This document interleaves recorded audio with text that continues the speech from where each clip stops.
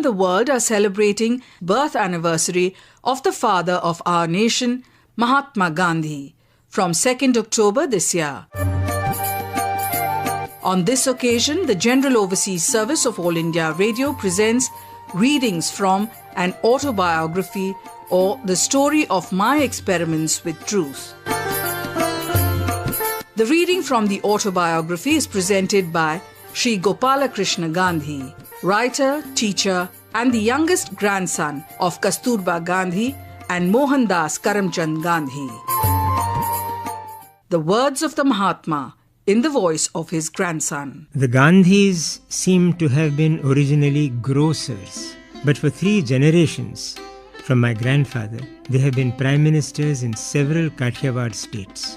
Uttamchand Gandhi, alias Ota Gandhi, my grandfather, married a second time, having lost his first wife. He had 4 sons by his first wife and 2 by his second wife. I do not think that in my childhood I ever felt or knew that these sons of Ota Gandhi were not all of the same mother. 5th of these 6 brothers was Karamchand Gandhi, alias Kaba Gandhi. Both these brothers were prime ministers in Porbandar, Tulsidas Gandhi and Karamchand Gandhi, one after the other. Kaba Gandhi was my father. He was for some time Prime Minister in Rajkot and then in Wankaner. Kaba Gandhi married 4 times in succession, having lost his wife each time by death. He had 2 daughters by his first and second marriages.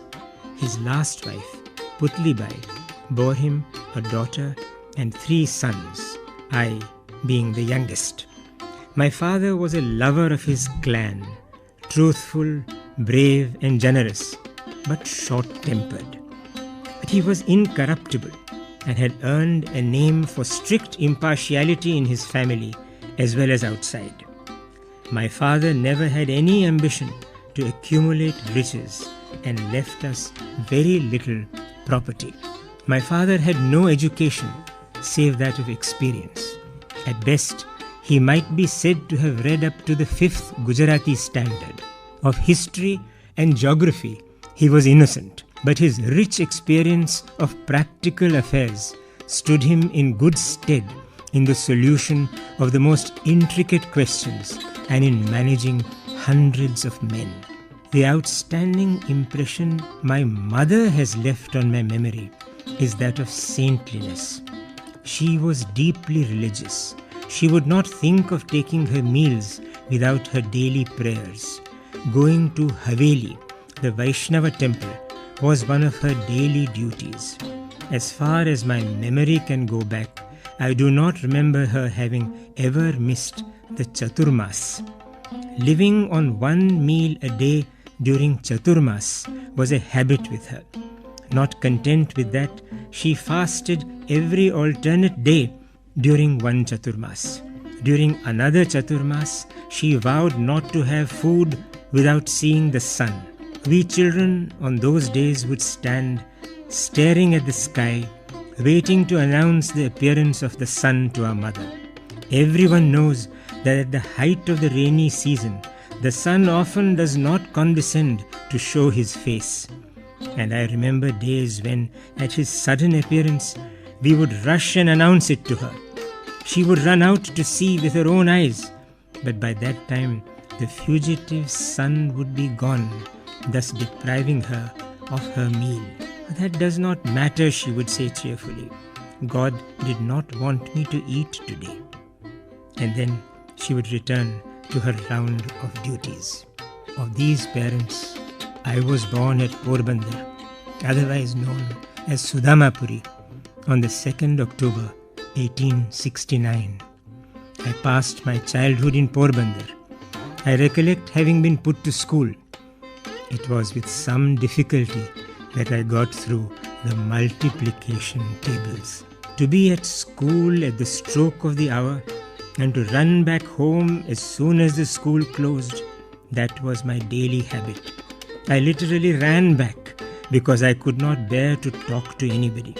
I was even afraid lest anyone should poke fun at me. There is an incident which occurred at the examination during my first year at the high school and which is worth recording. Mr. Giles, the educational inspector, had come on a visit of inspection. He had set us 5 words to write as a spelling exercise. One of the words was kettle. I had misspelled it. The teacher tried to prompt me with the point of his boot, but I would not be prompted. It was beyond me to see that he wanted me to copy the spelling from my neighbor's slate, for I had thought that the teacher was there to supervise us against copying. The result was that all the boys, except myself, were found to have spelled every word correctly. Only I had been stupid. As a rule, I had a distaste for any reading beyond my school books. But somehow, my eyes fell on a book purchased by my father. It was Shravana Pitribhakti Nataka, a play about Shravana's devotion to his parents. The agonized lament of the parents over Shravana's death is still fresh in my memory. The melting tune moved me deeply, and I played it on a concertina which my father had purchased for me. Just about this time, I had secured my father's permission to see a play, Harishchandra. I could never be tired of seeing it, but how often should I be permitted to go? The play haunted me, and I must have acted Harishchandra to myself times without number.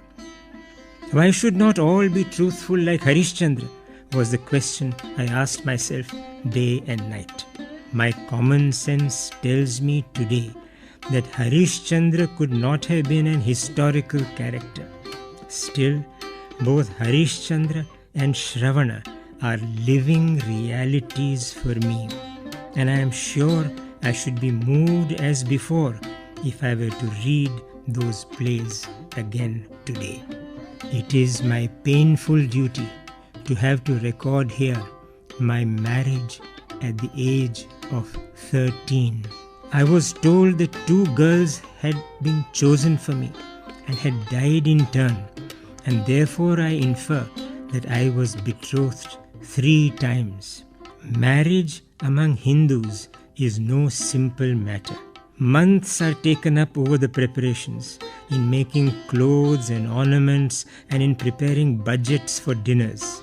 Each tries to outdo the other in the number and variety of courses to be prepared.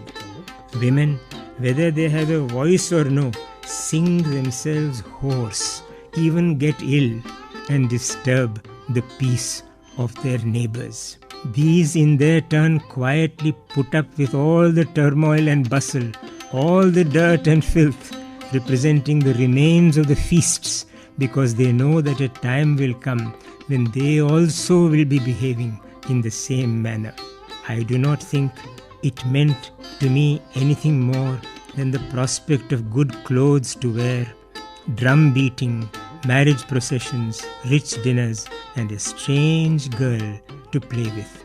I can picture to myself, even today, how we sat on our wedding dais, how we performed the Saptapadi, how we, the newly wedded husband and wife, put the sweet kasar into each other's mouth, and how we began to live together. And oh, that first night, we were too nervous to face each other. We were certainly too shy. How was I to talk to her, and what was I to say? The coaching which I had got would not carry me very far. But no coaching is really necessary in such matters. The impressions of the former birth are potent enough to make all coaching superfluous. We gradually began to know each other and to speak freely together. We were the same age, but I took no time in assuming the authority of a husband.